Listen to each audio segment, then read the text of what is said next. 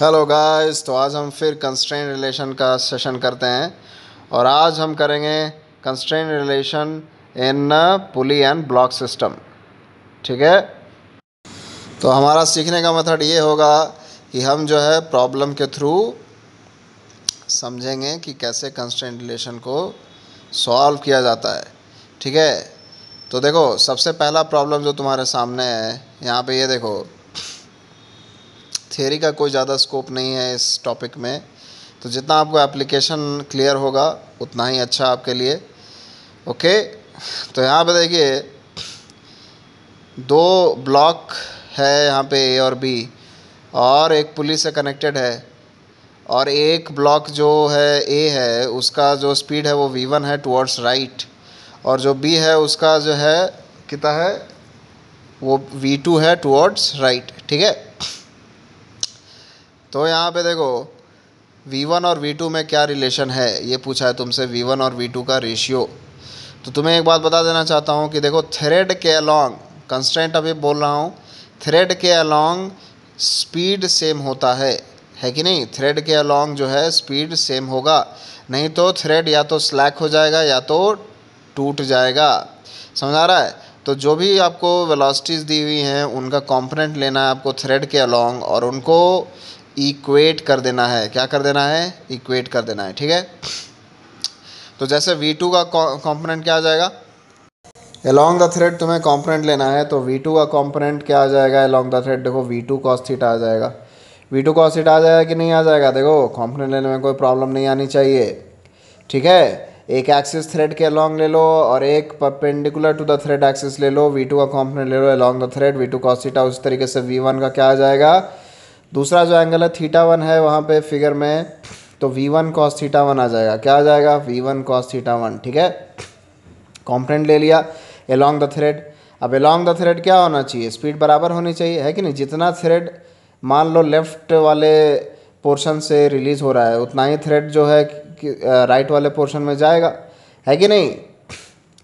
नहीं जाएगा तो स्लैक हो जाएगा, है कि नहीं। कम जाएगा तो लाइक वो हो जाएगा, टाइट हो जाएगा, है कि नहीं, और टूट भी सकता है।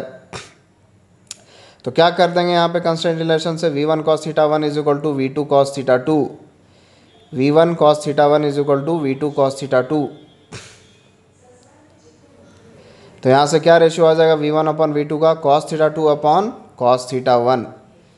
यहाँ पे देखो उसको थीटा 1 कर दूंगा, that is not theta 2, that is theta 1। तो v1 cos theta 1, v1 cos theta 1।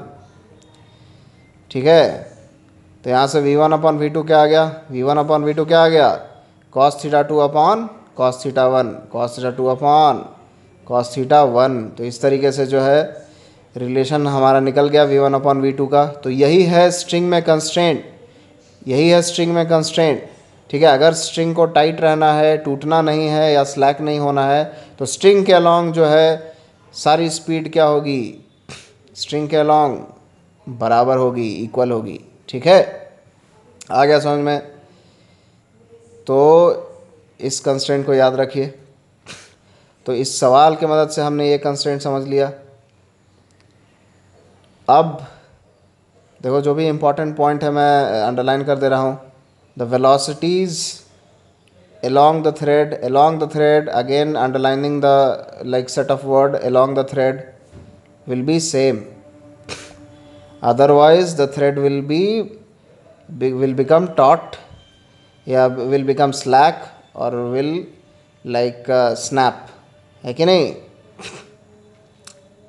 तो देख लो यहाँ ध्यान से,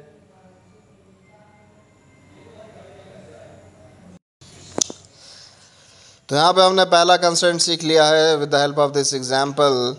तो इसको अपने दिमाग में रखें, और इसके बाद जो नेक्स्ट सवाल है वो भी आपको दूसरा कंस्ट्रेंट सिखाने वाला है।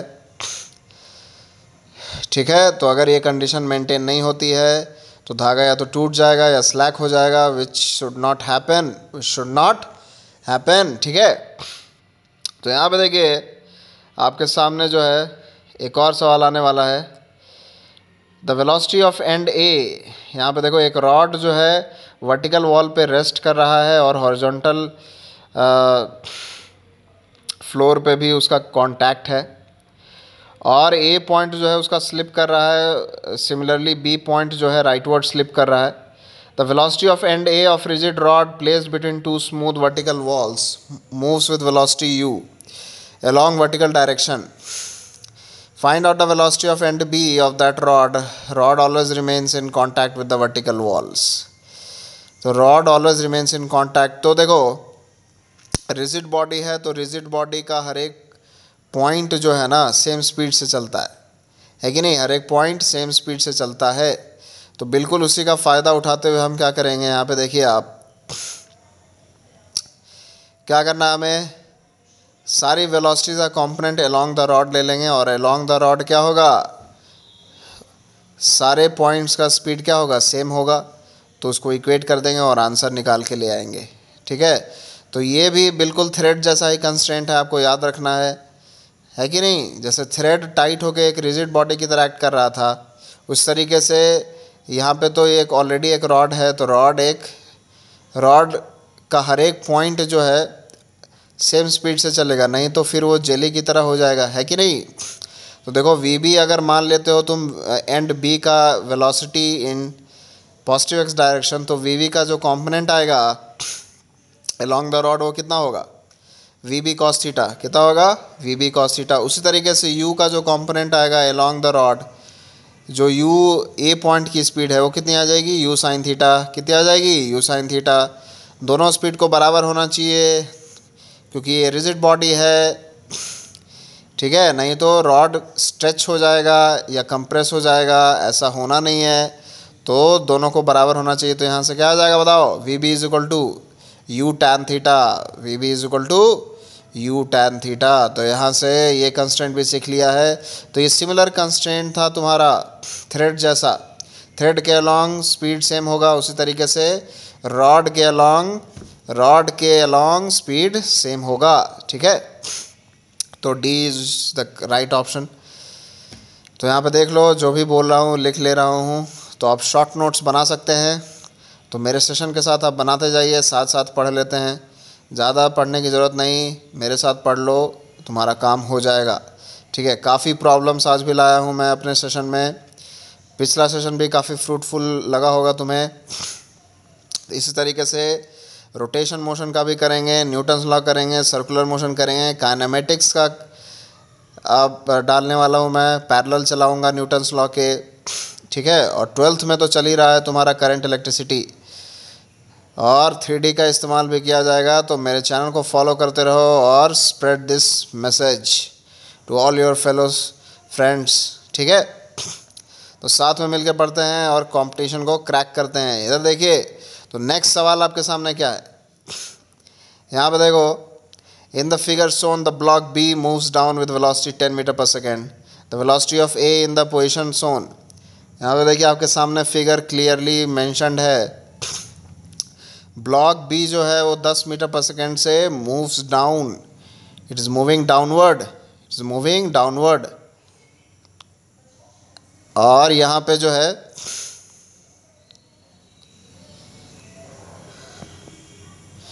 वो ब्लॉक ए से कनेक्टेड है.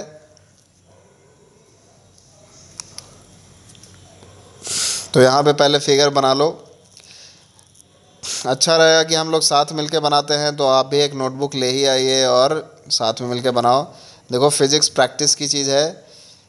ये नॉबल तो है नहीं कि हम लोग पढ़ लेंगे और समझ में आ जाएगा. और अगर समझ में भी आ गया, अगर आपकी प्रैक्टिस नहीं है तो आप भूल जाओगे, कंफ्यूज हो जाओगे. ठीक है.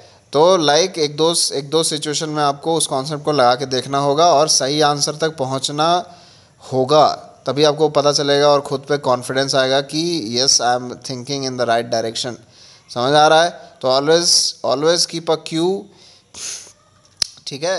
And always keep checking your self कि आप सही सोच रहे हो कि नहीं. ठीक. तो यहाँ पे देखो 37 डिग्री एंगल है. तो अगेन मैंने क्या बताया कि थ्रेड के अलॉन्ग जो है वेलोसिटी क्या होती है, थ्रेड के अलॉन्ग जो वेलोसिटी होती है वो क्या होती है, सेम होती है. तो अगर ये 10 मीटर पर सेकेंड से नीचे जा रहा है बी ब्लॉक, तो देखो 10 मीटर पर सेकेंड से नीचे जाने से क्या क्या इफ़ेक्ट होता है. तो बी ब्लॉक के साथ पुली भी जिसके साथ ब्लॉक कनेक्टेड है वो भी 10 मीटर पर सेकेंड नीचे जाएगा, है कि नहीं. तो जब बी 10 नीचे आता है तो पुली भी 10 नीचे आता है, और पुली के 10 नीचे जाने से पुली के लेफ्ट साइड और राइट साइड 10-10 मीटर का वायर बढ़ जाता है। तुम देख लो, 10-10 मीटर का थ्रेड बढ़ जाता है। तो वो 10-10 मीटर का जो थ्रेड आया है वो बेसिकली कहाँ से आएगा? अब थ्रेड तो इनएक्सटेंशिबल मानते हैं, क्या मानते हैं? इनएक्सटेंशिबल मानते हैं, लाइट मानते हैं। तो जब इनएक्सटेंशिबल है तो ये जो 20 अमाउंट ऑफ थ्रेड आया ये कहाँ से आया? तो अभी हम इसको एनालाइज करते हैं। अभी जो मैंने तुम्हें बताया तुम्हारे सामने लिख के बता रहा हूँ। तो जब पुली डाउनवर्ड गया 10, तो देखो साइड में, पुली के साइड में 10-10 अमाउंट का थ्रेड बढ़ गया, 10-10 अमाउंट का थ्रेड बढ़ गया, ठीक है। तो 10-10 अमाउंट का थ्रेड बढ़ गया। यहाँ पे ये भी 10, इधर भी, लेफ्ट भी और राइट भी 10 मीटर, और उधर भी 10 मीटर। तो टोटल कितना थ्रेड बढ़ गया? 20 मीटर। ये 20 मीटर कहाँ से आया? अब देखो, जो जिस पुली से ब्लॉक बी कनेक्टेड है वो तो ऊपर रूफ से भी कनेक्टेड है, तो रूफ तो एक्स्ट्रा थ्रेड नहीं दे सकता है, रूफ तो एक्स्ट्रा थ्रेड नहीं दे सकता है ना, वहाँ पे तो टाइड अप है। तो एक्स्ट्रा थ्रेड आएगा कहाँ से? ब्लॉक ए के चलने से। कहाँ से आएगा? ब्लॉक ए के चलने से। समझ में आ रहा है कि नहीं? लॉजिकली तुम्हें सोचना पड़ेगा, रीजनिंग करना पड़ेगा, रटने वाली बात नहीं है, ठीक है। बिल्कुल मत रटना। 20 का रिक्वायरमेंट है तो कौन देगा? ब्लॉक ए का मूवमेंट देगा, ब्लॉक ए का मूवमेंट देगा, ठीक है। For this downward motion of pulley, for this downward motion of pulley we require 20 meter of extra thread, and that will be provided by block A, and block A is moving in what direction? It's moving in the left direction, right? ठीक है। तो यहाँ पे देखिए, अब block ए जो है उसका स्पीड एक एज्यूम कर लो VA, किधर? नेगेटिव एक्स डायरेक्शन में।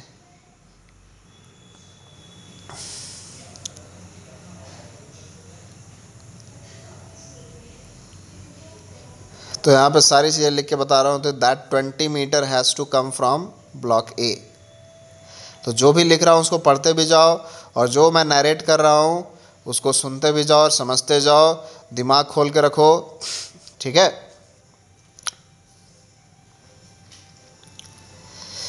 तो यहाँ पे देखिए, this 20 metre has to come from block A, like block A के मूव करने से।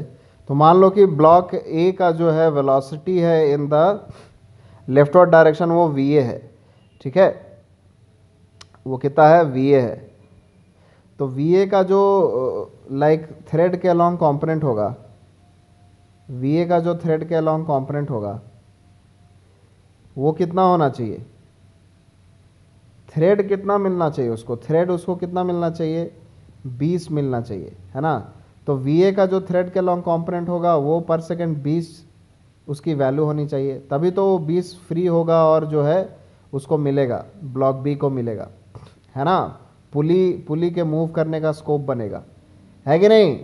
तो VA जो है, VA cos 37 has to be equal to 20। ये मेरा रीजनिंग है, ठीक है। अब वीडियो पॉज करो, थोड़ा सा सोचो, तो इस पर सोचोगे तो तुम्हें पता चलेगा कि ब्लॉक 20 से जो पुली कनेक्टेड है उसको नीचे आने में 20 की ज़रूरत है, और वो थ्रेड कहाँ से आएगा? ब्लॉक ए के मूवमेंट से। तो ब्लॉक ए जब मूव करता है तो VA cos 37 1 सेकेंड में थ्रेड रिलीज होता है, तो that should be equal to 20, that should be equal to 20। तो cos 37 कितना होता है? 4/5। cos 37 कितना होता है? 4/5, ठीक है, इज इक्वल टू 20। खटाक से यहाँ 5 डालो, VA की वैल्यू कितनी हो जाएगी? 25। VA की वैल्यू कितनी हो जाएगी? 25, ठीक है।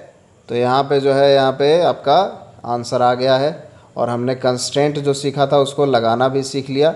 उसका एक अच्छा सा ये प्रॉब्लम था, तो इसको मैं 5 में से 4 दूंगा, क्योंकि कंस्ट्रेंट भी लगाना है और पुली कंस्ट्रेंट भी सीख लिया यहाँ पे कि पुली नीचे जाता है तो अगल बगल जो है थ्रेड बढ़ जाता है।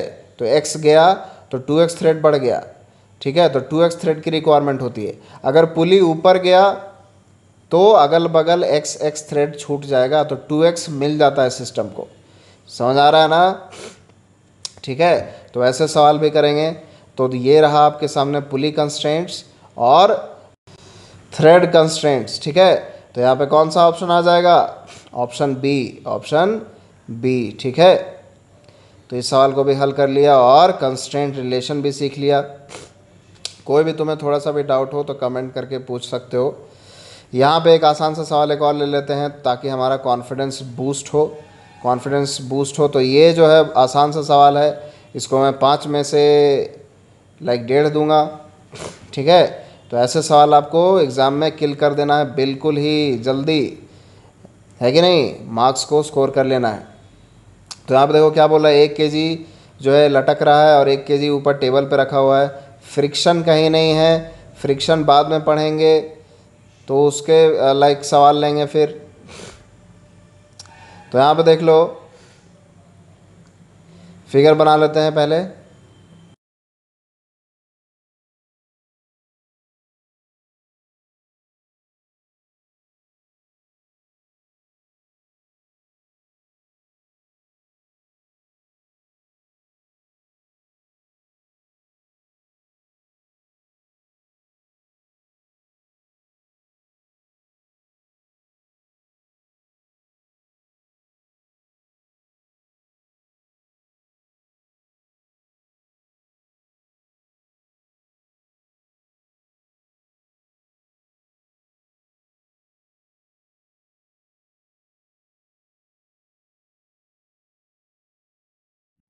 तो फिगर बना लिया। 1 केजी जो हैंग कर रहा है उसका फ्री बॉडी डायग्राम बना लेते हैं। उसका फ्री बॉडी डायग्राम बनाओगे तो नीचे कितना आ जाएगा? 10 न्यूटन। कितना आ जाएगा? 10 न्यूटन। ऊपर टेंशन कितना होगा? उसको टी मान लिया। अब मान लो कि ये पूरा सिस्टम जो है नीचे आ रहा है, मतलब 10 न्यूटन डोमिनेट कर रहा है, तो 10 minus T is equal to क्या हो जाएगा? 1 into A. 10 minus T is equal to क्या हो जाएगा? 1 इंटू ए। एक इक्वेशन यहाँ पे लिख लिया। दूसरा टेंशन जो है 1 केजी को लेफ्टवर्ड पुल करेगा तो T is equal to 1a हो जाएगा। पुलीज यहाँ पे क्या है? आइडियल हैं, लाइट और स्मूथ हैं। तो स्मूथ रहने के कारण जो टेंशन है पुली के अगल बगल थ्रेड में वो बराबर हो जाएगा, है कि नहीं? ये तो पिछले सेशन में भी देखा था। तो यहाँ पे देखो, अब हम क्या लिखेंगे? न्यूटन्स लॉज लिख देंगे। Net force is equal to mass into acceleration. तो हम अज्यूम कर लेते हैं कि ग्रेविटी डोमिनेट कर रहा है। 10 minus T is equal to क्या हो जाएगा? 10a। 10 minus T is equal to 10a, ठीक है। दूसरे ऑब्जेक्ट के फ्री बॉडी डायग्राम से हमें क्या मिलेगा बताओ? दूसरे ऑब्जेक्ट के फ्री बॉडी डायग्राम से क्या मिलेगा? तो t is equal to 1a। अब देखो कंस्ट्रेंट रिलेशन से तुम्हें क्या दिख रहा है कि जितना 1 केजी नीचे आएगा उतना ही धागा 1 केजी जो सरफेस पे रखा हुआ है उसको रिलीज़ करना पड़ेगा, है कि नहीं? अगर जो लटका हुआ मास है वो x नीचे आता है तो जो टेबल पे रखा हुआ मास है उसको x आगे जाना पड़ेगा, है कि नहीं? तो दोनों का एक्सेलरेशन क्या होगा? सेम। दोनों का एक्सेलरेशन क्या होगा? सेम होगा, ठीक है। तो अब सॉल्व कर लो। यहाँ पे t is equal to 1a आ ही गया तो t 10 इज इक्वल टू क्या होगा? 2a हो जाएगा। तो a इज इक्वल टू कितना आ गया? 5 metre per second square. 5 metre per second square is the answer. You have killed this question, ठीक है। तो इस तरीके से ये सवाल भी हमने सॉल्व कर लिया है। आसान सा सवाल था ये, ज़्यादा टफ नहीं। तुम्हें बस कंस्ट्रेंट समझा रहा हूँ मैं, इसलिए मेरे लेने का पर्पस ये था ये सवाल को। और आसान सा कंस्ट्रेंट। तो अभी तक हमने 3 कंस्ट्रेंट देख लिया। एक रिजिड बॉडी का कंस्ट्रेंट रॉड जैसे ऑब्जेक्ट्स के लिए, एक टाइट थ्रेड का कंस्ट्रेंट जिससे थ्रेड हमेशा टाइट रहे, है कि नहीं, और एक जो है पुली के मूव करने का कंस्ट्रेंट। तो यही बेसिक है, इतना ही आप जो है समझ के रखिए। जितना मैं आज के सेशन में बता रहा हूँ यही आपको रिक्वायर्ड होगा। लाइक एडवांस में भी इतने ही कॉन्सेप्ट्स आएंगे आपको, समझ आ रहा है? तो इन्हीं का मिक्सचर आएगा आपको, इन्हीं को अप्लाई करने के लिए आएगा। तो इस वीडियो के बाहर कुछ नहीं है, तो ध्यान से देखते रहें, बहुत सारे सवाल आने वाले हैं। और आज जो है पुली और ब्लॉक सिस्टम को ख़त्म ही कर देना है, कंस्ट्रेंट वाला, ठीक है। तो यहाँ देखो एक और सवाल आपके सामने, इसको भी देखिए आप सॉल्व करिए। क्या है ये? यहाँ पे in the figure shown all contact surfaces are smooth, acceleration of B block B will be, g को क्या लेना है? 10 मीटर पर सेकेंड स्क्वायर लेना है। तो यहाँ पे देखो पुली कंस्ट्रेंट्स यूज़ होगा, पुली कंस्ट्रेंट्स यूज़ होगा तो पहले फिगर बना लेते हैं, उसके बाद प्रेफरेबल ये होगा कि तुम लोग पहले आंसर निकालो, एक अटेम्प्ट मार लो और फिर चेक करो कि मैंने सही किया है या गलत किया है। ठीक है, तो यहाँ पे देखो फिगर बना लिया है हमने। तो पिछला जो कंस्ट्रेंट यूज़ हुआ था पिछले सवाल में वो क्या था कि पुली के एक्स नीचे आने से उसके लेफ़्ट और राइट साइड में एक्स एक्स धागा जो है बढ़ जाता है कि नहीं, अपीयर हो जाता है ना। ये जो देखो तुम्हारे सामने फिगर दिखा रहा हूँ मैं, तो टोटल कितना धागा रिक्वायर होगा एक पुली को एक्स नीचे जाने में? 2x रिक्वायर होगा। कितना रिक्वायर होगा? 2x रिक्वायर होगा। ठीक है, तो बिल्कुल सेम चीज़ यहाँ पे दिख रहा है।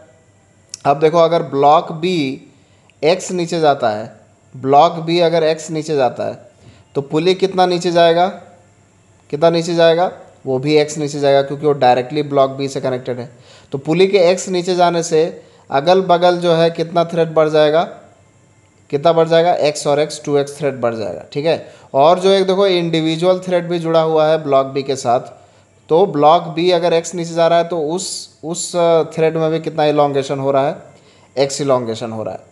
तो टोटल कितना थ्रेड रिक्वायर्ड है? कितना थ्रेड रिक्वायर्ड है ब्लॉक बी के एक्स नीचे जाने के लिए? कितना रिक्वायर्ड है? 3x धागा रिक्वायर्ड है। Total thread requirement is 3x। समझ आया कि नहीं? ब्लॉक बी जब x नीचे जाता है तो पुली भी उसके साथ x नीचे जाता है, तो पुली के अगल बगल x धागा अपीयर हो जाता है। तो वो कहाँ से अपीयर हुआ? कहीं से तो आया होगा ना। लॉजिकली सोचो, कहीं से तो आया होगा ना। तो 2x धागा रिक्वायर्ड है, प्लस ब्लॉक बी के साथ एक और एक्स्ट्रा धागा जुड़ा हुआ है कि नहीं, पुली के अलावा भी, तो वो भी x बढ़ जाएगा। तो 3x का रिक्वायरमेंट है, तो ये कहाँ से जाएगा? 3x। तो ये जो 3x का रिक्वायरमेंट है ये कहाँ से मिल रहा है? कहाँ से ये फुलफ़िल हो रहा है? ब्लॉक ए के राइटवर्ड मूवमेंट से। ब्लॉक ए के राइटवर्ड मूवमेंट से। ब्लॉक ए राइट मूव करेगा तो क्या होगा? थोड़ा सा धागा रिलीज़ होगा। थोड़ा सा धागा रिलीज़ होगा तो क्या होगा तुम्हारा? क्या होगा? वो जो है ब्लॉक बी को एक्स नीचे जाने में सपोर्ट करेगा, है कि नहीं। और ब्लॉक बी को एक्स नीचे जाने में कितना धागा रिक्वायर हो रहा है? पुली को कितना धागा रिक्वायर हो रहा है? 2x। और जो उसके साथ एक और ब्लॉक बी के साथ एक और जो धागा जुड़ा हुआ है इंडिविजुअली, उसको भी x का रिक्वायरमेंट है, तो टोटल 3x का रिक्वायरमेंट है। ठीक है, तो अगर देखो ब्लॉक बी x चल रहा है तो ब्लॉक ए कितना चल रहा है? 3x। मतलब कि ब्लॉक बी का एक्सेलेरेशन अगर a है तो ब्लॉक ए का एक्सेलेरेशन कितना होगा? 3a होगा। ब्लॉक ए का एक्सेलेरेशन कितना होगा? 3a होगा। ठीक है, आ रहा है समझ में? तो आप देखो यहाँ पे हम न्यूटन्स लॉ लिख देते हैं। टेंशन टेंशन टेंशन सबका क्या होगा? बराबर होगा।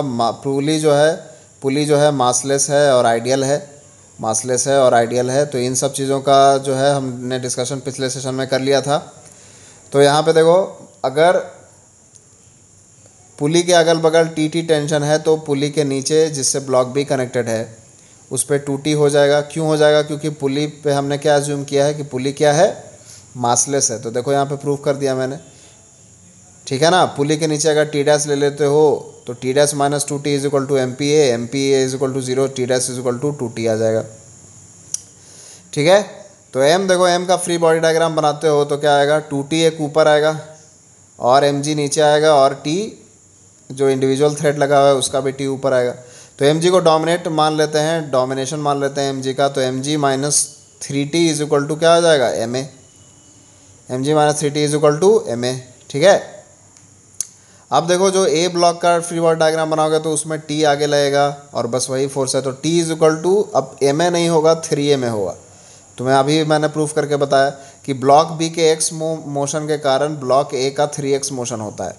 तो थ्राइस का रिलेशन है। अगर ब्लॉक बी का एक्सेलेरेशन ए है तो ब्लॉक ए का कितना होगा? 3a होगा। तो 3a में लिख दिया। ठीक है, अब देखो सॉल्व कर लो, सिंपल सी बात है। तो mg minus 3T is equal to ma है, mg minus 3T is equal to ma है, और T is equal to 3ma है। तो यहाँ से T कितना आ जाएगा? 3ma। तो 9ma हो जाएगा यहाँ पे। ठीक है, डाल दिया। सिंपली सॉल्व करना है, दो इक्वेशन दो वेरिएबल।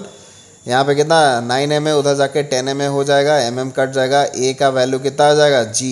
ए का वैल्यू कितना आ जाएगा जी, दैट इज़ कितना आ जाएगा 10, ए का वैल्यू जी आ जाएगा, तो 10 10 कट जाएगा यहाँ से, जी की वैल्यू 10 होती है, तो ए की वैल्यू कितनी आ जाएगी यहाँ से 1, ए की वैल्यू कितनी आ जाएगी 1 मीटर पर सेकेंड स्क्वायर। ठीक है, तो इस तरीके से हमने सॉल्व कर लिया, तो कौन सा ऑप्शन हो जाएगा, ऑप्शन ए।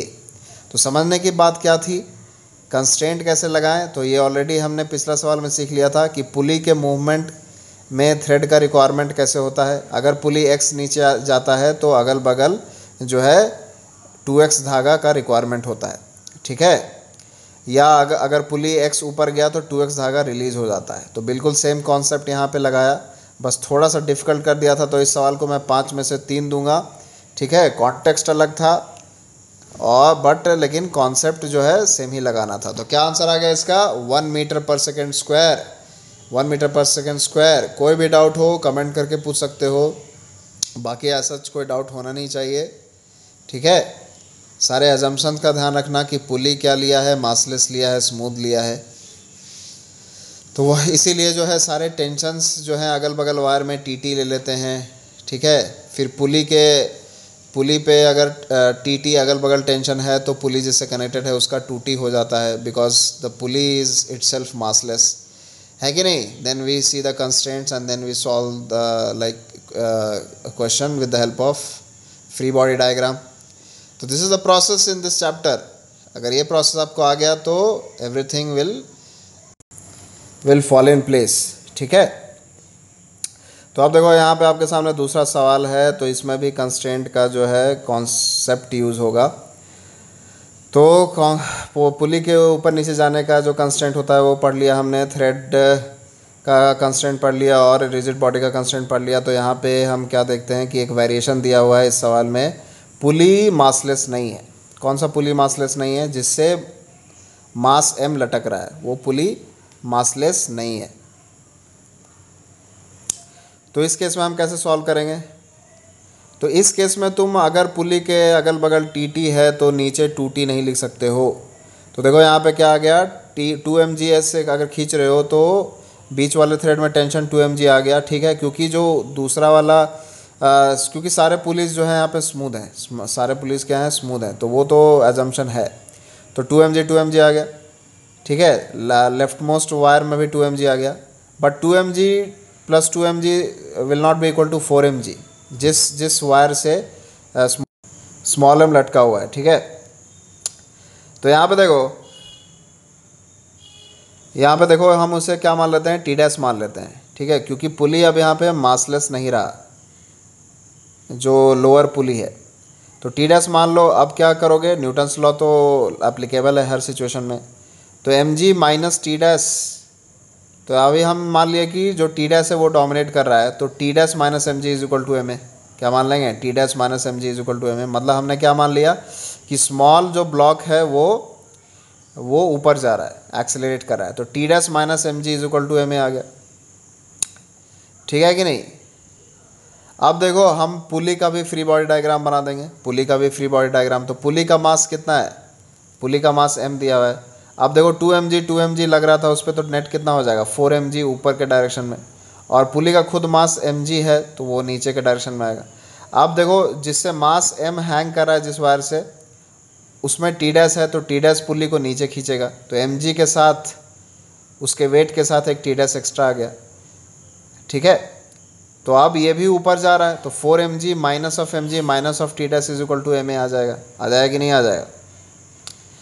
अब देखो दो इक्वेशन तुम्हारे पास आ गए हैं, दोनों को सॉल्व करना है। तो सिंपल सा हिसाब किताब है, दोनों इक्वेशन को जोड़ दो, ऊपर वाले इक्वेशन को नीचे लिख देता हूँ इसी के सामने।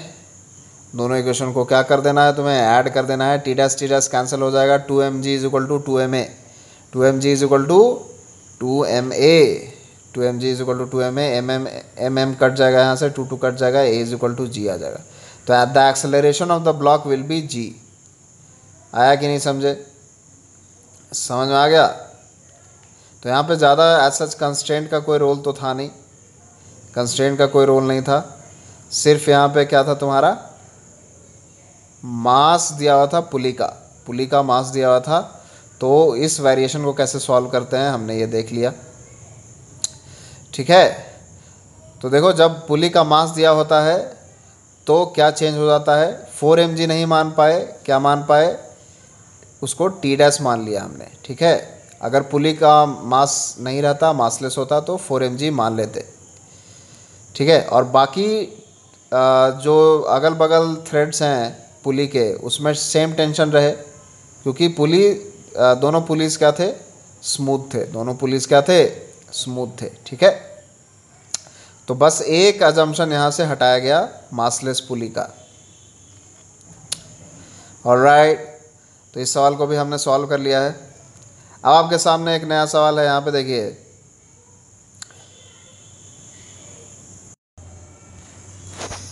तो ये देखो सवाल को पढ़ लो और फिगर को समझ लो।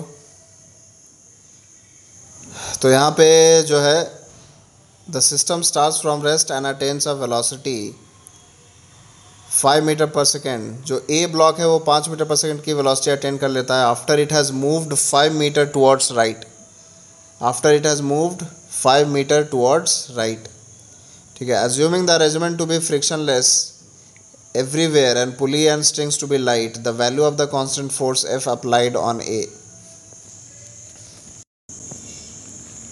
तो पहले तो हम देखेंगे कि यहाँ पे कंस्ट्रेंट क्या यूज़ हो रहा है। फिगर पहले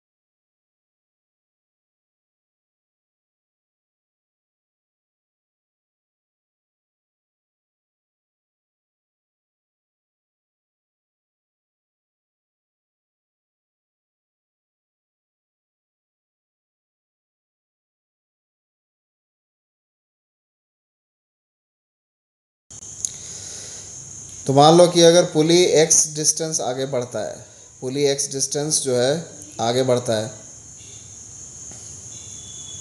तो पुली के x डिस्टेंस आगे बढ़ने से मैंने तुम्हें क्या बताया कि अगल बगल कितना धागा बढ़ जाएगा, ऊपर भी x और नीचे भी x। तो टोटल कितना धागा रिक्वायर होगा, 2x धागा रिक्वायर होगा पुली के राइटवर्ड मूवमेंट के लिए, ठीक है। अब ये धागा कहाँ से आ सकता है सोचो, तो जहाँ से वो वॉल पे कनेक्टेड है वहाँ तो वो फिक्स्ड है, वहाँ से धागा नहीं आ सकता। तो जो भी धागा आएगा कहाँ से आएगा, बी ब्लॉक के ऊपर जाने से, बी ब्लॉक के ऊपर जाने से, ठीक है, समझ आ रहा है। तो यहाँ पे देख लो बी ब्लॉक ऊपर जाएगा, तो अगर पुली एक्स आगे जाता है तो 2x कहाँ से आएगा, बी ब्लॉक से आ जाएगा। तो 2x कहाँ से आ जाएगा, बी ब्लॉक से आ जाएगा, ठीक है। अगर पुली के राइटवर्ड x जाने से ए ब्लॉक भी x आगे जाएगा, है कि नहीं, क्योंकि डायरेक्टली कनेक्टेड है पुली से। कंसेप्ट समझ आ रहा है, इट्स वेरी इजी। अगर आप रीजनिंग करते हैं तो आपको समझ में आ जाएगा, कोई टफ नहीं है, कोई टफ नहीं है। बस याद करने की टेंडेंसी मत रखना कि ऐसे याद कर लेंगे। It's like just think and you will get the answer, simple as it can be. तो अब देखो फिर से हम फिगर बना लेते हैं। हमने कंस्ट्रेंट समझ लिया है कि अगर जो डेस्क पे रखा हुआ है ब्लॉक वो x चलता है तो नीचे वाला ब्लॉक को कितना चलना पड़ेगा, 2x। कितना चलना पड़ेगा, 2x। तो जो डेस्क पे रखा हुआ ब्लॉक उसका एक्सेलरेशन a है, तो नीचे वाले ब्लॉक का एक्सेलरेशन ऑब्वियसली कितना हो जाएगा, 2a हो जाएगा। Okay, alright. तो यहाँ पे अब न्यूटन्स लॉ लगा देंगे। फिगर बना लिया है हमने, तो F आगे फोर्स है। तो देखो again all the pulleys are smooth and massless, तो ये तो चलता ही रहता है। तो सब में इसमें t मान लिया तो वो t/2 हो जाएगा। t/2 लिखूँगा मैं, उसको सही कर दूँगा, t/2 हो जाएगा, और ये भी t/2 हो जाएगा। अब बस इसमें क्या लगाना है मुझे, तो देखो ए का फ्री बॉडी डायग्राम बनाया तो F राइट वर्ड आ गया, T लेफ्ट वर्ड आ गया, तो F minus T is equal to क्या आ जाएगा, ma आ जाएगा। F minus T is equal to ma आ जाएगा, F minus T is equal to ma। और हैंगिंग मास का अगर फ्री बॉडी डायग्राम बनाए तो क्या आ जाएगा, देखो 20 नीचे आ जाएगा, 20 नीचे, टी ऊपर, तो देखो T/2 कर दिया ऑब्वियसली, है ना। डिस्ट्रीब्यूशन करो टेंशन का, all the pulleys are smooth and massless, again I am reminding this assumption. तो देखो T/2 ऊपर आ जाएगा, तो जो है ब्लॉक सारा सिस्टम जो है राइटवर्ड खींच रहा है, तो नीचे वाला ब्लॉक ऊपर खींचेगा, तो T/2 - 20 is equal to 2 into, अब एक्सेलरेशन कितना लिखोगे 2a, है कि नहीं, क्योंकि ऊपर वाले का तुमने a माना है तो नीचे वाले का क्या मानना पड़ेगा, तुम्हें 2a मानना पड़ेगा, तुम्हें 2a मानना पड़ेगा कंस्ट्रेंट से अभी के देखा, अभी, ठीक है।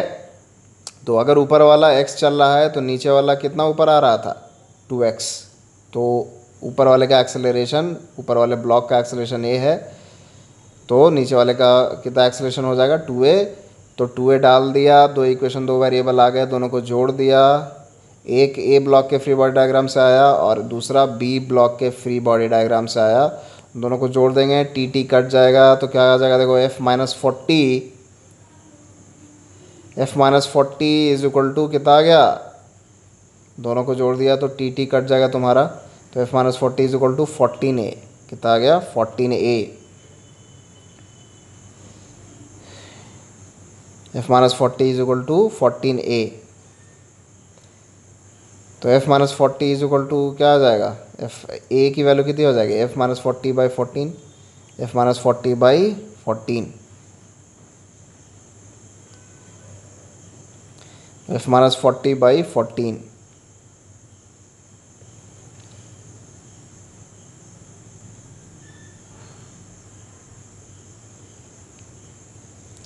तो अब देखो ये एक यहाँ पे कंडीशन दी हुई है कि 5 मीटर पर सेकेंड वो स्पीड गेन कर लेता है स्टार्टिंग फ्रॉम रेस्ट, जब वो 5 मीटर चल लेता है टुवर्ड्स राइट, तो v² - u² equal to 2s लगा दो, कांस्टेंट एक्सेलरेशन से चलेगा वो, है कि नहीं, तुम्हारा एक्सेलरेशन कांस्टेंट आ गया, ठीक है। a की वैल्यू देखो F-40/14 है ना, यही आया ना, तो f जब कांस्टेंट है तो एक्सेलरेशन कांस्टेंट हो जाएगा, अगर f वेरिएबल होगा तब एक्सेलरेशन वेरिएबल हो जाएगा, बट यहाँ पे f तो कांस्टेंट है, तो डाल दीजिए वैल्यू, जो a की वैल्यू आई थी उसको यहाँ पे हम डाल देंगे, ठीक है। तो यहाँ से अब सब काटा पीटी कर दो, 7 आ गया, 5 25 आ गया, 35 आ गया, तो f की वैल्यू कितनी आ गई 75 न्यूटन, f की वैल्यू कितनी आ गई 75 न्यूटन। तो देखो पुली कंस्ट्रेंट्स यहाँ पे भी यूज़ हुआ, तो ज़्यादा क्वेश्चंस आपको पुली कंस्ट्रेंट्स के ही मिलेंगे, लाइक थ्रेड कंस्ट्रेंट और रिजिड बॉडी कंस्ट्रेंट का बहुत लाइक रेयर सवाल आता है, आएगा भी तो वो किसी भी सवाल के साथ मिक्सचर होके आएगा, ठीक है। तो यहाँ पे पुली कंस्ट्रेंट का सवाल एक हमने सॉल्व कर लिया। तो अगेन मैं रिवाइज करा देता हूँ कि अगर पुली को x आगे जाना है तो अगल बगल जो थ्रेड है वो x बढ़ जाएगा, तो पुली के x जाने के लिए 2x थ्रेड का रिक्वायरमेंट होता है। पुली अगर x नीचे जाता है तो अगल बगल x धागा बढ़ जाता है, तो पुली के नीचे जाने के लिए 2x धागे का रिक्वायरमेंट होता है। अगर पुली जो है x ऊपर जाता है तो अगल बगल x धागा रिलीज़ हो जाता है, तो 2x धागा जो है सिस्टम को मिलता है। तो ये तुम हर सिस्टम, स्पेसिफिक सिस्टम को लाइक एनालाइज करके समझ सकते हो, ठीक है, रटने की कोई बात ही नहीं है यहाँ पे, समझ आ रहा है। तो यहाँ पे आपके सामने एक और प्रॉब्लम है, इसको भी देखिए, खुद से सॉल्व करिए, फिर लॉजिक मैच करिएगा यहाँ पे। तो यहाँ पे फिगर बना लेते हैं अच्छे से, आप भी अपने नोटबुक पे बना लीजिए, साथ साथ सॉल्व करोगे ज़्यादा मज़ा आएगा, ज़्यादा समझ में आएगा, हाथों हाथ, ठीक है।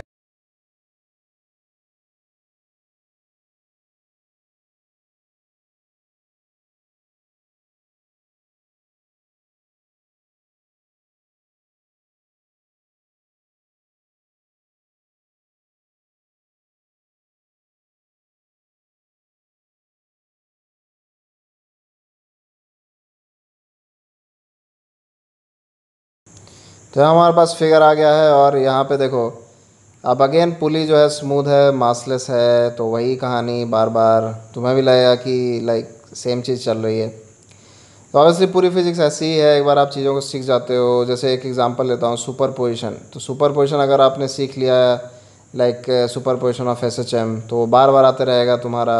AC में भी आता है वही चीज़, ठीक है। फिर इंटरफेरेंस में भी वही चीज़, एक ही चीज़ आती रहेगी बार बार।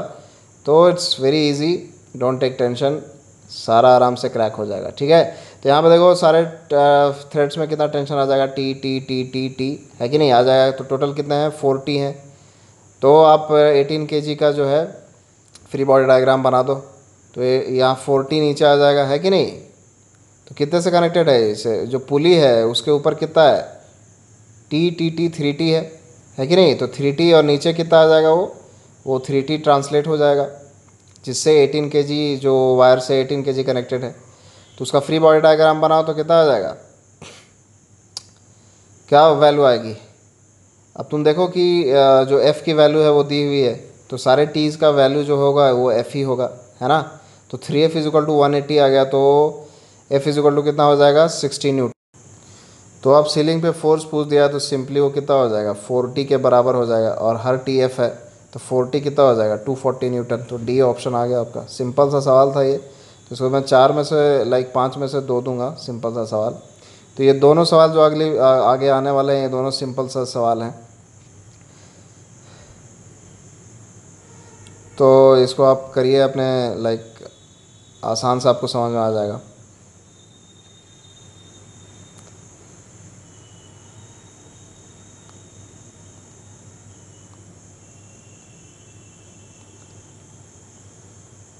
फिगर बना लेते हैं हम लोग। यहाँ पे देखो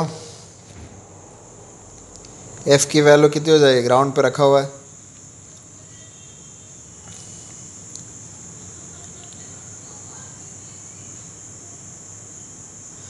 तो यहाँ पे देखिए F ऊपर लग रहा है, नीचे 2T डैश है कि नहीं। अब अगर मास ऑफ द पुली 0 हो गया तो T dash is equal to क्या आ गया, F/2 आ गया, सिंपल सा, है कि नहीं। तो T डैश की वैल्यू F/2 तो ऑलरेडी पता चल रहा था, पुली तो मासलेस ही था, तो ऊपर F है तो नीचे कितना हो जाएगा, F/2 हो जाएगा। तो वो तो बस समझाने के लिए किया। F/2 जो तुम्हारा ऊपर है, नीचे कितना आ जाएगा, 50।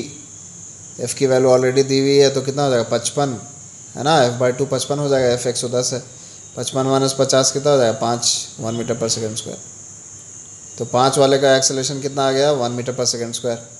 उस तरीके से 2 वाले का कितना आ जाएगा, 2 वाले का कितना आ जाएगा, तो 55 माइनस 20 तो 35, 35/2 तो 17.5। आसान सा सवाल है कि नहीं, ग्राउंड के फ्रेम से, है ना। F/2 ऊपर लग रहा है, नीचे 50 है, घटा के डिवाइड बाय मास कर दिया, एक्सेलरेशन आ जाएगा।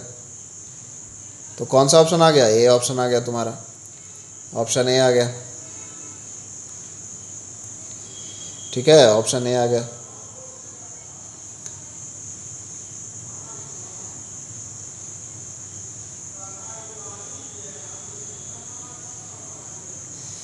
अब करते हैं नेक्स्ट सवाल। नेक्स्ट सवाल ये भी एक आसान सा सवाल है, तो इसमें भी कंस्ट्रेंट देख लो।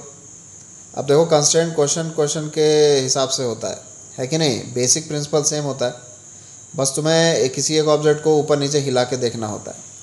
तो यहाँ पर देखो अगर 20 kg को नीचे हिलाओगे, 20 kg को नीचे हिलाओगे तो दोनों धागा जो है x नीचे हिलाओगे, ले जाओगे तो दोनों धागा x बढ़ेगा। तो 10 kg भी x जो है लेफ्टवर्ड जाएगा और 5 kg भी x राइटवर्ड जाएगा, है कि नहीं। समझ आ रहा है, कंस्ट्रेंट समझ आ गया। तो यहाँ पे कंस्ट्रेंट आपको समझ आ गया, तो बस T1 T2 मान लो, दोनों टेंशन, फ्री बॉडी डायग्राम बना लो, न्यूटन्स लॉ लिख दो। मान लो नीचे ग्रेविटेशन फोर्स डोमिनेट कर रहा है, तो 200 minus T1 minus T2 is equal to 20A। फिर कांस्टेंट रिलेशन लिख दो, कांस्टेंट रिलेशन लिख दो, कितना हो जाएगा, T1 is equal to 5A 5 kg के करस्पॉन्डिंग, और T2 is equal to 10A, है ना। अब देखो जब 20 kg x नीचे जा रहा था तो 5 kg भी x राइटवर्ड मूव किया और 10 kg भी x लेफ्टवर्ड मूव किया, है ना। तो दोनों का मूवमेंट का जो है रेशियो सेम है, x 20 kg का तो 5 kg का भी x और 10 kg का भी x, मतलब कि तीनों का एक्सेलरेशन सेम है, तीनों का एक्सेलरेशन सेम है कि नहीं। तो इसीलिए सब तीनों का सेम एक्सेलरेशन ले लिया, ए ए ए, अब 3 इक्वेशन 3 वेरिएबल सॉल्व कर लो, खटाक आ जाएगा कि नहीं आ जाएगा?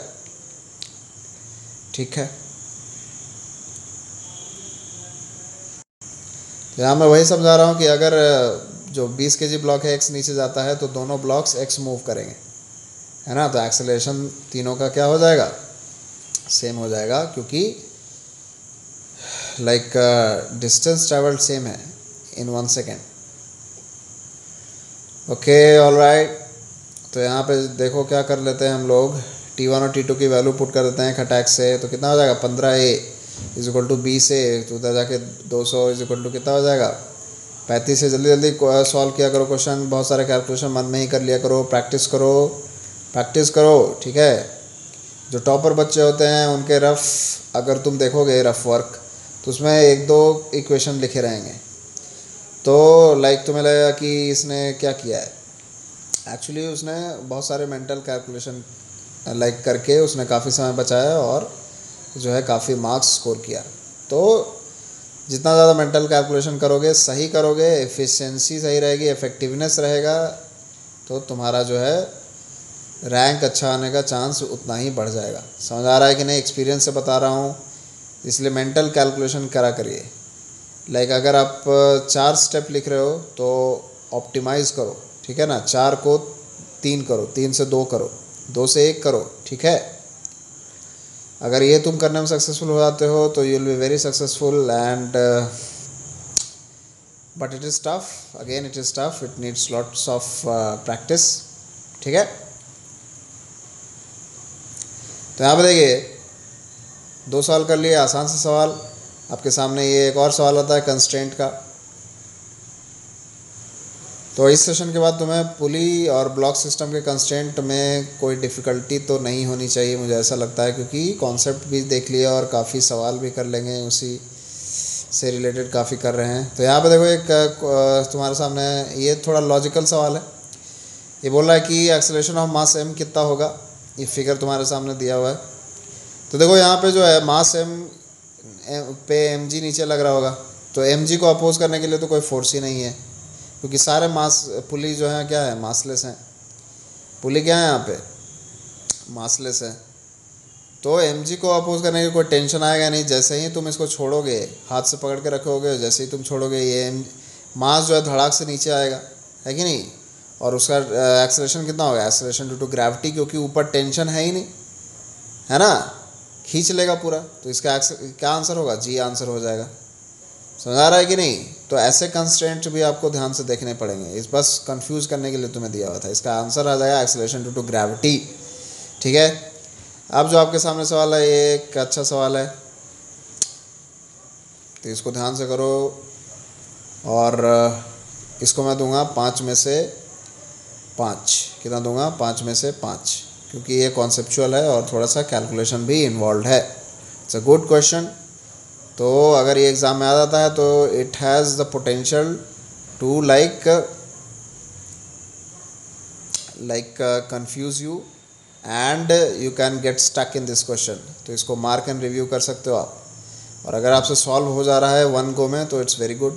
तो यहाँ पे देखो क्या बोल रहा है कि एंड बी जो है धागे का वो √3 से ऊपर जा रहा है, और पुल इज़ मूविंग विथ स्पीड √2 √3, जो वो एंगल पे मूव कर रहा है 360 डिग्री के एंगल पे। तो 2 √3 का तुम कॉम्पोनेंट ले लो, तो 2 √3 का जो हॉरिजॉन्टल कॉम्पोनेंट आएगा वो कितना आ जाएगा, 2 √3 cos 30, तो कितना आ जाएगा 3 मीटर पर सेकेंड। कितना आ जाएगा 3 मीटर पर सेकेंड। उस तरीके से 2 √3 cos 60 आ जाएगा वर्टिकल कॉम्पोनेंट। तो 2 √3 cos 60 कितना होता है, √3, ठीक है।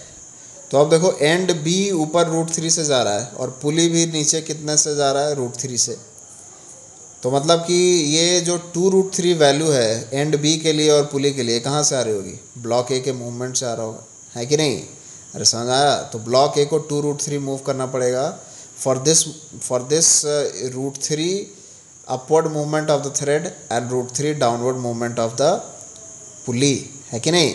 पुली भी आगे नीचे जाएगा तो थोड़ा सा उसको जो है उतना लेंथ ऑफ थ्रेड बढ़ेगा, है कि नहीं। तो ये तो कॉमन सेंस है। अब देखो पुली जो है हॉरिजॉन्टल डायरेक्शन में भी 3 आगे जा रहा है, हॉरिजॉन्टल डायरेक्शन में भी 3 आगे जा रहा है, तो वो भी कहाँ से आएगा, वो थ्रेड तो कहीं से लाइक रीजनरेट तो नहीं हो रहा है, या कहीं जो है लॉर्ड कृष्णा जैसा कहीं से थ्रेड तो नहीं आ रहा है ऊपर से, है कि नहीं। तो जो भी दे रहा है ए ही दे रहा है, तो 2√3 तो पहले दे दिया, और फिर पुली के हॉरिजॉन्टल मूवमेंट के लिए भी क्या आ जाएगा 3। तो टोटल कितना दे रहा है ये, टोटल ए कितना दे रहा है और कितना चल रहा है। तो यहाँ पे पूरा जो है रिक्वायरमेंट को फुलफिल करने के लिए ए को कितना चलना पड़ेगा 2√3 प्लस 3, 2√3 प्लस 3। ठीक है, तो इसका आंसर क्या हो जाएगा सी, क्या हो जाएगा सी। ठीक है,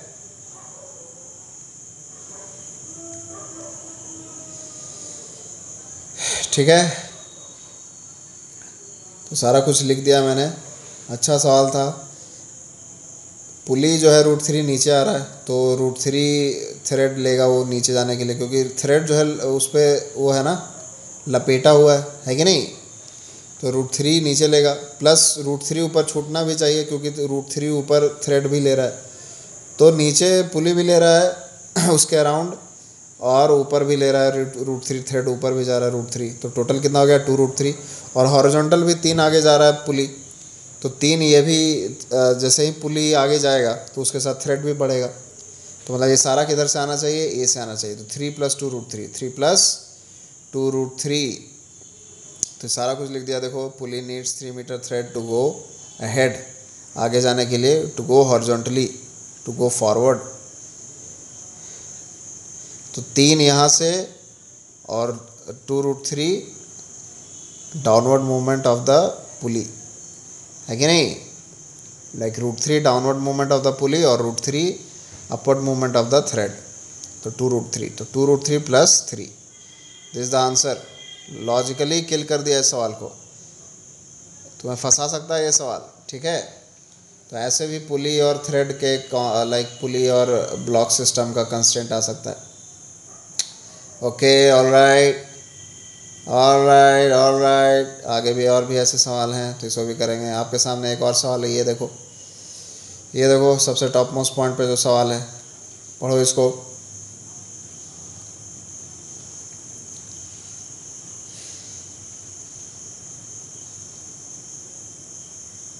तो ये भी कंस्ट्रेंट का सवाल है, इसको आप फिगर विगर बना लीजिए, इसको यहीं पे सॉल्व कर लीजिए।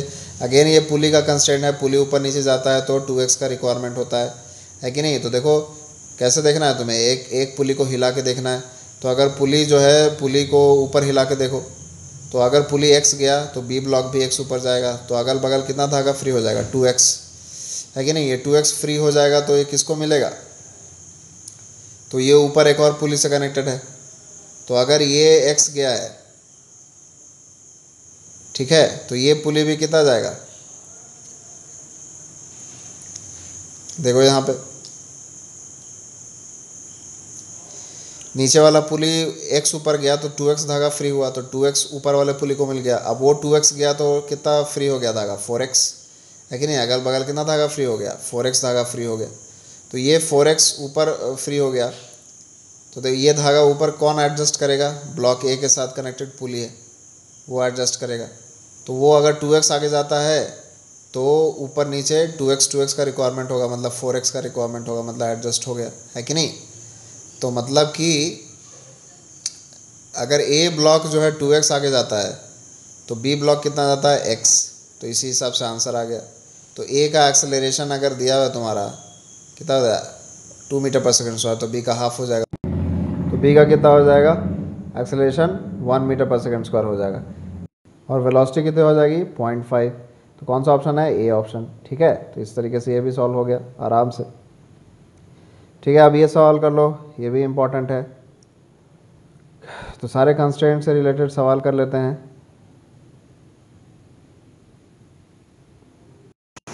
तो यहाँ पे फिगर बना लेते हैं।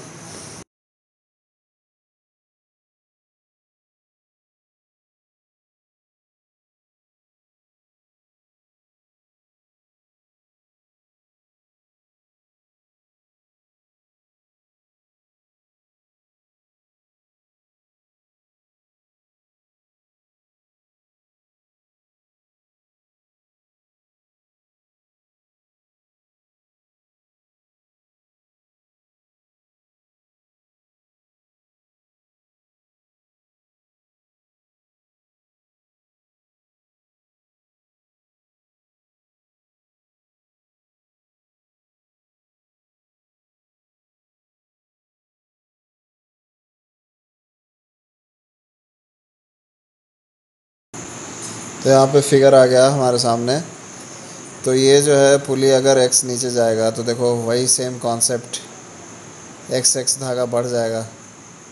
तो ये 2x कहाँ से आएगा, ऊपर वाले ब्लॉक M1 से आएगा। ब्लॉक M1 को आगे जो है 2x आगे मूव करना पड़ेगा राइट वर्ड्स, है कि नहीं। और x जब पुली पहला वाला ऊपर वाला पुली नीचे आएगा तो नीचे वाला पुली भी जो है x नीचे जाएगा।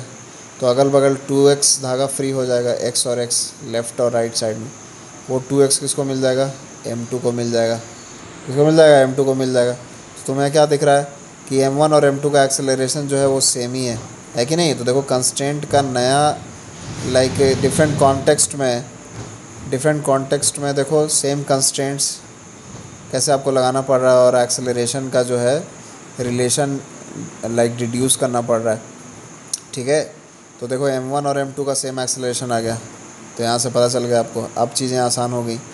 अब हम सिंपली न्यूटन्स लॉ का जो है यूज़ करेंगे, टेंशन को डिस्ट्रीब्यूट करेंगे और आंसर निकाल लेंगे, ठीक है। तो M2 का जो देखो फ्री बॉडी डायग्राम बनाओ। टेंशन क्या होगा, टी इधर ऊपर वाले पुली में क्या होगा, 2T हो जाएगा। पुली इज़ मासलेस, ठीक है। अब इसमें कोई समझने में कोई प्रॉब्लम नहीं। ऊपर में भी T हो जाएगा, इधर भी T हो जाएगा, है कि नहीं। यहाँ से देखिए M2 का फ्री बॉडी डायग्राम बनाइए। क्या आ जाएगा, M2G डोमिनेट कर रहा है ग्रेविटी, तो M2G minus T is equal to M2A। M2G minus T is equal to M2A। और ऊपर वाले के लिए क्या हो जाएगा, T is equal to M1A, है कि नहीं। सिर्फ एक ही फोर्स है, T इज इक्वल टू क्या हो जाएगा, M1A, है ना। दोनों का एक्सेलरेशन सेम है तो ये मान लिया, कंस्ट्रेंट से पता चल गया था हमें। तो यहाँ से क्या हो जाएगा, टी कैंसिल हो जाएगा, टी कैंसिल हो जाएगा। यहाँ से क्या आ जाएगा, M2G इज इक्वल टू, जोड़ दिया दोनों को इक्वेशन को, तो M1A प्लस M2A। तो A की वैल्यू क्या आ गई यहाँ पे, M2G by M1 plus M2, M2G by M1 plus M2। तो इस तरीके से जो है इस सवाल को भी हल कर लिया है। कौन सा ऑप्शन हो जाएगा, ऑप्शन ए। तो this is the answer, option A is your answer. Constant का नया एप्लीकेशन डिफरेंट सिचुएशन में, डिफरेंट कॉन्टेक्स्ट में। तो यही है लाइक यही सवाल आपके मेंस में आ सकता है, एडवांस में आ सकता है। तो आपको क्या समझना है, बेसिक कॉन्सेप्ट समझना है, कैसे सोचते हैं, ठीक है। तो इस सेशन में सारे एस्पेक्ट्स को कवर किया जा रहा है, तो ऐसा कोई स्कोप नहीं है इससे बाहर आने का।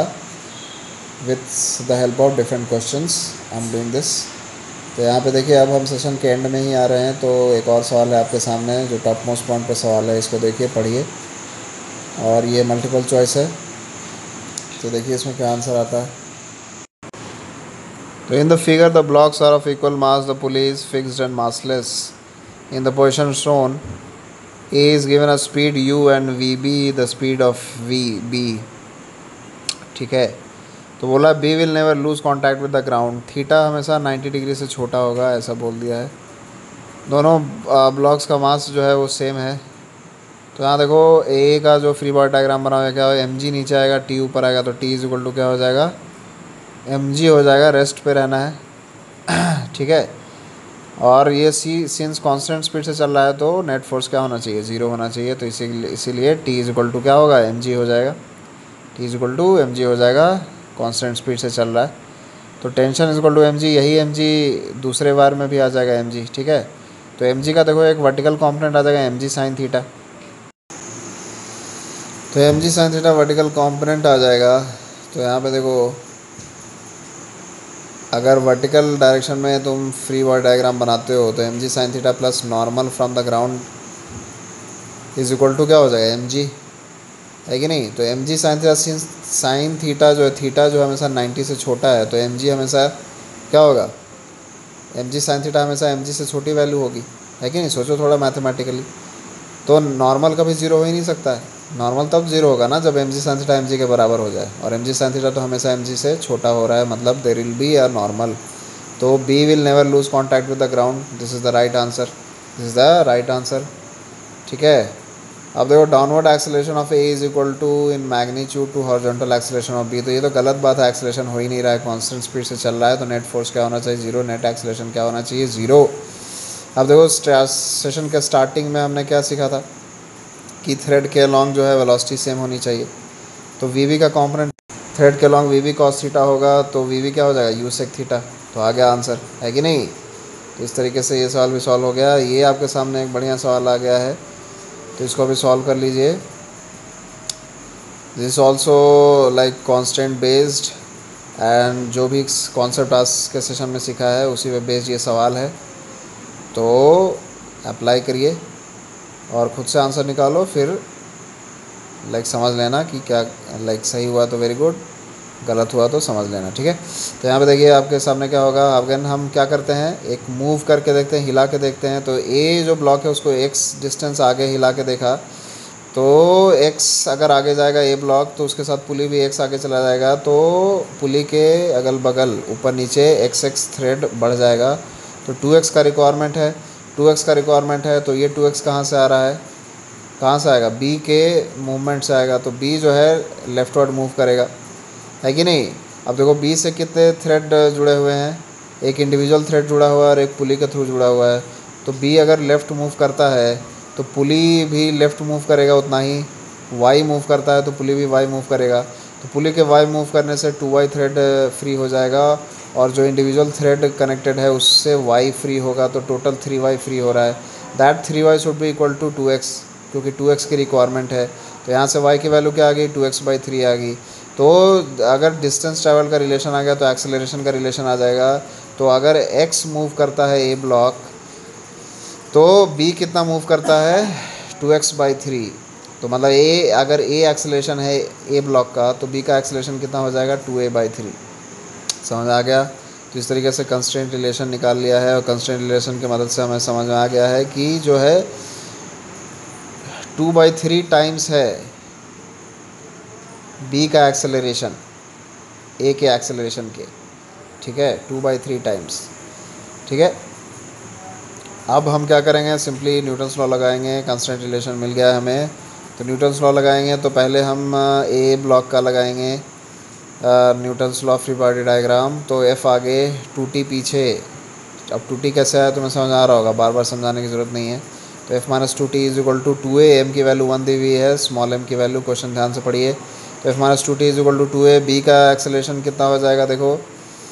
तो b में 3t आगे लग रहा है, एक t इंडिविजुअल थ्रेड और एक जो है तुम्हारा पुली के कारण 2t, तो 3t आगे, और बस यही है 3t, ठीक है। तो 3t इज इक्वल टू कितना हो जाएगा, 4 इंटू 2a/3, क्योंकि अब इसका जो एक्सेलरेशन है 2a/3 है। 2/3 times the acceleration of A. Acceleration of A को, ए ब्लॉक को हमने मान लिया है स्मॉल केस ए। तो यहाँ से टेंशन मिल गया तुम्हारे सामने, कितना आ गया, 8a/9। कितना आ गया, 8a/9। ये तुम्हारा टेंशन आ गया। तो टेंशन आ गया तो फिर तुम्हें निकालना क्या है,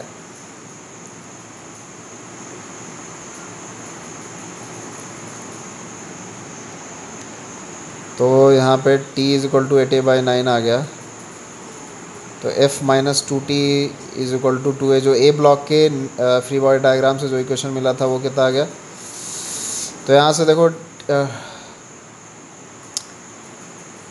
t की वैल्यू डाल दो, 8a/9 डाल दो यहाँ से। तो यहाँ से f की वैल्यू जो है क्या आ जाएगी तुम्हारे पास, 16/9 जाके उधर कितना हो जाएगा, 2a + 16/9 हो जाएगा, 2a + 16/a/9। तो कितना हो जाएगा, 18, 18 + 16, तो कितना हो जाएगा, 34a/9 हो जाएगा, 34a/9। कितना हो जाएगा, 34a/9। तो f की वैल्यू इतनी आ गई, 34a/9, है कि नहीं। तो f की वैल्यू ऑलरेडी 17 न्यूटन दिया हुआ है। तो acceleration of the block in the figure, acceleration निकालना है तुम्हें, तो एक्सेलरेशन कितना हो जाएगा देखो, f की वैल्यू ऑलरेडी तुम्हारे कितनी दी हुई है, 17 दी हुई है, तो 17 डाल दो f की वैल्यू। तो यहाँ से 2 हो जाएगा, तो कितना हो जाएगा, a की वैल्यू कितनी आ जाएगी, 9/2। a की वैल्यू कितनी आ जाएगी, 9/2। तो ब्लॉक a की एक्सेलरेशन आ गया तुम्हारे पास 9/2। तो ब्लॉक b का एक्सेलरेशन कितना हो जाएगा, ब्लॉक ए का एक्सेलरेशन 9/2 आ गया। तो ब्लॉक बी का एक्सेलरेशन कितना था, 2/3 टाइम्स ब्लॉक ए का एक्सेलरेशन। तो कितना हो जाएगा, 3 metre per second square will be the answer. तो एक्सेलरेशन ऑफ ब्लॉक बी, तो एक्सेलरेशन ऑफ ब्लॉक बी कितना आ गया, 3 मीटर/सेकंड स्क्वायर। कितना आ गया, 3 मीटर/सेकंड स्क्वायर। तो जो ए की वैल्यू निकाल के लाए हैं उसको पुट कर देंगे 9/2 खटैक खटैक खटैक खटैक। ठीक है, कितनी वैल्यू आ गई? 3 metre per second square is the answer. तो ये है आपका जो है जो एक्सेलरेशन की वैल्यू पूछा हुआ था उसकी वैल्यू हमारे पास आ गई है। जिस तरीके से ये सवाल भी सॉल्व हो गया है। ऑलराइट, कोई परेशानी, कोई तकलीफ़? बी ब्लॉक का एक्सेलरेशन आ गया है तुम्हारे पास 3 metre per second square. Acceleration of the block be in the figure, ये निकालना था आपके पास। तो अब आ जाओ, अब सेशन के एंड में आ चुके हैं। तो बस एक ये आसान सा सवाल है, student calculate the acceleration of m1 in the figure shown. तो सिंपल सा ये पुली सिस्टम है, इसको एटवुड पुली सिस्टम भी बोलते हैं। तो इसका एक्सेलरेशन क्या होता है? m1 - m2 into g/m1 + m2। ये तो तुम जानते ही होगे कैसे आता है ये, सिंपल सा। इसमें पुली क्या होता है? स्मूथ होता है और थ्रेड इनएक्सटेंसिबल होते हैं और थ्रेड लाइट होते हैं। तो क्या क्या इक्वेशन आता है? देखो टी दोनों साइड हो जाएगा तो m1g - t = m1a हो जाएगा और t - of m2g = m2a हो जाएगा, है कि नहीं? तो मैंने मान लिया कि m1 जो है नीचे जा रहा है, तो यहाँ से एक्सेलरेशन की वैल्यू क्या आ जाएगी? m1 - m2g/m1 + m2। तो आसान है, इन सब में तुम्हें कोई प्रॉब्लम नहीं होनी चाहिए। तो यहाँ पे क्या क्या एजम्पशन यूज़ हुआ है? Rim of the pulley is frictionless, obviously, तभी तो टेंशन दोनों साइड टी ले लिया। तो ए जो है is required, string is massless is required. अगर मासलेस नहीं होता तो टेंशन वेरी करता पूरे स्ट्रिंग में, समझ आ रहा है कि नहीं? यहाँ पे पूरे स्ट्रिंग में टेंशन कैपिटल टी है। तो बी इज़ ऑल्सो रिक्वायर्ड, तो this will not be the answer. String is inextensible, obviously ये भी रिक्वायर्ड है, क्योंकि अगर इनएक्सटेंसिबल नहीं होगा तो एक्सेलरेशन डिफरेंट हो जाएगा मासेस का। ठीक है, और लाइक थ्रेड जो है खिंच जाएगा, समझ आ रहा है कि नहीं? एक्सेलरेशन जो है हमने कांस्टेंट पढ़ा आज सेशन के स्टार्टिंग में ही कि जो है स्पीड अलोंग द थ्रेड क्या होता है? सेम होता है। तो ये तभी हो सकता है जब इनएक्सटेंसिबल स्ट्रिंग हो। अब खिंच जाएगा तो एक जगह ज़्यादा खिंच जाएगा, एक जगह कम खिंच जाएगा, है कि नहीं? एक जगह ज़्यादा चलेगा, एक जगह कम चलेगा। तो एक्सेलरेशन को कांस्टेंट रहने के लिए डी इज़ ऑल्सो रिक्वायर्ड। तो यहाँ पे नॉट रिक्वायर्ड चीज़ क्या है? What is the thing that is not required? Pulley is massless, ये चीज़ रिक्वायर्ड नहीं है यहाँ पे। ठीक है, ये कब रिक्वायर्ड होता है? अभी मैं तुम्हारे सामने सिचुएशन बता दूंगा, ये तुम जानते ही हो। जहाँ पे टी पुली के अगल बगल होता है तो 2t लिख देते हैं, ये तब रिक्वायर्ड होता है। समझ आ रहा है कि नहीं? पुली मासलेस का अजम्पशन तब रिक्वायर्ड होता है। ठीक है, जैसे यहाँ पे देखो सिचुएशन तुम्हारे सामने बता दिया, जैसे t/2 अगल बगल में है पुली के, तो नीचे क्या लिख दिया? t लिख दिया। अगर टी होता अगल बगल तो नीचे क्या लिख देता? 2t लिख देता। तो this process requires the assumption of massless pulley, requires the assumption of massless pulley. समझ आ रहा है कि नहीं? तो इस तरीके से ये सवाल भी देखो कॉन्सेप्चुअल है, लास्ट में लिया ताकि रिवीजन हो जाए तुम्हारा सारा, और कांस्टेंट ये सब भी देख लिया। एक फाइनल देख लेते हैं चीज़ जिस पे बेस्ड एक एच सी वर्मा में एक सवाल है, एग्जाम्पल में सॉल्व है। तो ये देख लो, कॉन्सेप्ट सीख लो, बाकी सब समझ आ जाएगा। तो एक इस तरीके से रिंग है जो कि एक हॉरिजॉन्टल बार पे लपेटा हुआ है, और यहाँ पे एक जो है तुम्हारा सपोर्ट है। तो इससे एक थ्रेड निकल के आया और एक ब्लॉक नीचे लटक गया है। ठीक है, तो रिंग का एक्सेलरेशन मान लो दिया हुआ है कुछ ए, और एक एंगल डिफाइन कर दिया गया है एक पर्टिकुलर सिचुएशन पे 37 डिग्री, और ये एक्सेलरेशन रिंग का दिया हुआ है, मास भी m दे दिया, दोनों का मास सेम ले लिया। तो बता रहा है कि एक्सेलरेशन ऑफ द ब्लॉक कितना होगा? एक्सेलरेशन ऑफ ब्लॉक कितना होगा? तो क्या होगा? Since speed along the thread क्या होता है? सेम होता है, तो एक्सेलरेशन भी सेम होगा। तो एक्सेलरेशन का कंपोनेंट ले लेते हैं अलोंग द थ्रेड। एक्सेलरेशन का कंपोनेंट ले लो अलोंग द थ्रेड, कितना आ जाएगा? 1cos37 आ जाएगा। कंपोनेंट लेने में कोई प्रॉब्लम नहीं होनी चाहिए, बहुत ही आसान। 1cos37 जो आ जाएगा तुम्हारा थ्रेड के लॉन्ग आ जाएगा इधर। 1cos37, यही 1cos37 जो है तुम्हारा किसको मिल जाएगा? ब्लॉक को मिल जाएगा। जितना भी थ्रेड लूज़ होगा वो सब ब्लॉक को मिल जाएगा। तो 1cos37 जो है ब्लॉक का एक्सेलरेशन हो जाएगा। तो अगर न्यूटन्स लॉ लिखना चाहें तो देखो टेंशन तो सेम ही होगा। तो यहाँ पे जल्दी से लिख लेते हैं यहाँ पे। तो आज का सेशन होपफुली तुम्हें बहुत सपोर्ट करेगा। तुम्हारे अगर एक भी सवाल आज के बताए हुए कॉन्सेप्ट से तुम्हारा एग्ज़ाम में हो जाता है तो I consider myself as like I have helped you guys, ठीक है, and I will be feeling very happy for that thing. तो यहाँ पे देखो टेंशन क्या हो जाएगा, जो हैंगिंग ब्लॉक है उसका न्यूटन्स लॉ लिखा तो एम जी ऊपर टी टे, तो कितना हो जाएगा m g minus T is equal to M into a, और ये क्या है 4a/5। उस तरीके से टेंशन का कंपोनेंट कितना है अलोंग द रिंग, तो टी कॉस 37 है, तो T cos 37 is equal to M into A. Mass of the ring same है मास ऑफ द ब्लॉक के, तो एम इंटू ए लिख दिया। तो इस तरीके से 2 न्यूटन्स लॉज लिख दिए हैं हमने। इस तरीके से ये सेशन एंड होता है। तो स्ट्रिंग का कांस्टेंट, पुली का कांस्टेंट और रिजिड बॉडी का कांस्टेंट पढ़ लिया।